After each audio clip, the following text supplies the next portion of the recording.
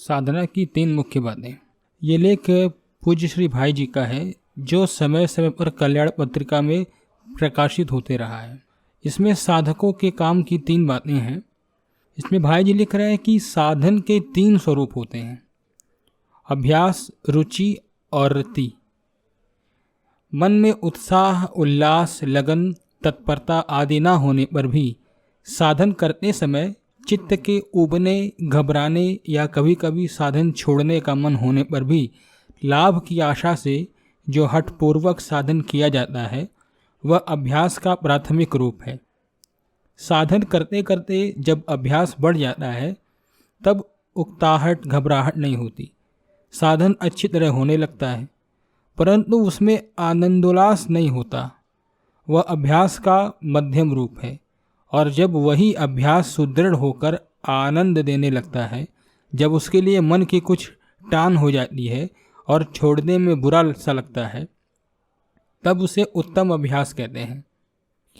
इस उत्तम अभ्यास से ही साधन में रुचि उत्पन्न होती है। रुचि उत्पन्न होने पर साधन में स्वाद आता है, रस की अनुभूति होती है। मन चाहता है बराबर साधन चलता रहे और उससे सुंदर रस मिलता रहे। जैसे भोजन में रुचि होने पर भोज्य पदार्थ स्वादिष्ट लगते हैं, उनके खाने को मन चलता है, वैसे ही इसमें साधन पर मन चलते रहता है। पर जैसे पेट भर जाने पर कुछ समय के लिए रुचि मिट जाती है, वैसे ही इस क्षेत्र में भी साधन करने में रसानुभूति होने पर भी कभी कभी मन अघाया हुआ सा दिखता है और साधन का प्रवाह रुक सा जाता है। पर इस प्रकार रुचि का साधन करते करते अंत में साधन में अनुराग पैदा हो जाता है। ये अनुराग ही रति का रूप धारण करता है।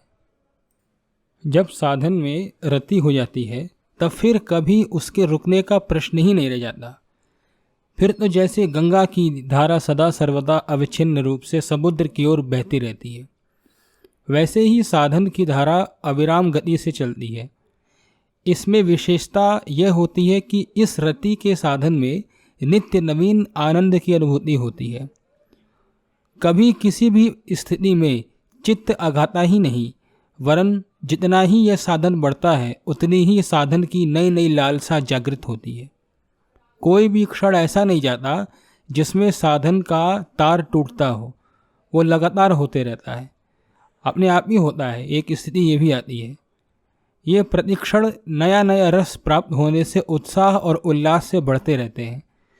अंत में मन पर पूरी तरह से साध्य का एकाधिपत्य हो जाता है, या यूँ कहिए कि समस्त मन साध्य के प्रति संपूर्णतया समर्पित होकर उसी का बन जाता है।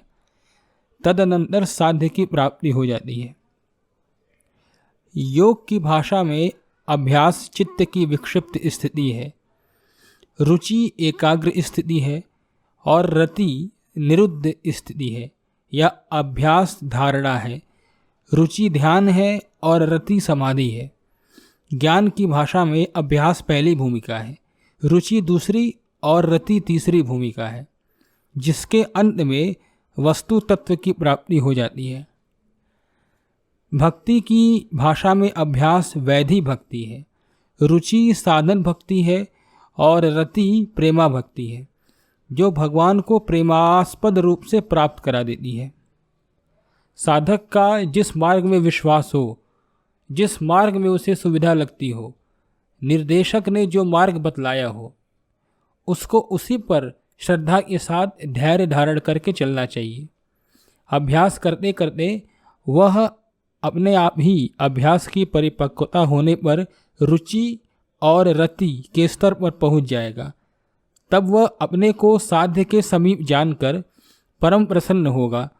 परंतु जो साधक क्षण क्षण में मार्ग परिवर्तन करेगा, यानी कुछ दिन ये मार्ग पड़ा, वहाँ गया, फिर लौट करके दूसरा पकड़ा, उसको भी छोड़ के तीसरा पकड़ लिया, चौथा पांचवा करता रहा, वो अगर ऐसा करेगा उसका तो अभ्यास ही सिद्ध होना कठिन हो जाएगा। यानी कि वो उस रास्ते पर चलने की उसकी आदत ही नहीं पड़ेगी, तो आगे जाकर के उसको सिद्धि क्या मिलेगी। तो इसीलिए रुचि और रति की बात तो अलग रही, इस बात को ध्यान रखना चाहिए। जो भी मार्ग साधक पकड़ा है उसको श्रद्धापूर्वक करते रहे और लगातार करते रहे। जैसे किसी भी परीक्षा की तैयारी करते समय हम बाद में प्रश्नों के अभ्यास करते रहते हैं, उसे लगातार करते रहते हैं, उसी प्रकार से जब तक वो चीज़ एकदम दिख ना जाए, लग ना जाए, महसूस ना हो जाए, उसे लगातार करते ही रहना चाहिए, तभी जा कर के कोई लाभ है। संपूर्ण।